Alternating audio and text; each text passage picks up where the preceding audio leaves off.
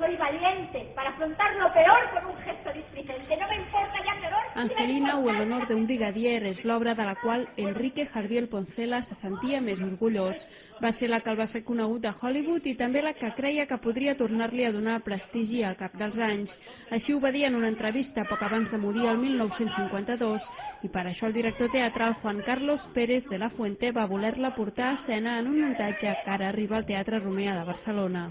Es una obra redonda, que es algo, en esta obra se habla de algo que él quería hablar, ¿no? Sacar los trapos sucios españoles, el honor, la honra, el mito de Don Juan, reírse, parodiar las comedias románticas, ¿no? Y hacerlo en clave de humor, pero el humor hay que hacerlo muy en serio, él siempre lo decía, el humor hay que hacerlo muy, muy en serio.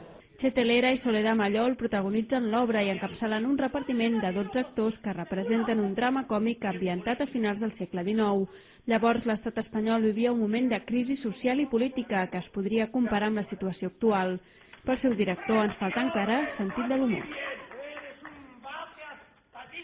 han encantado. A mí me encantan también.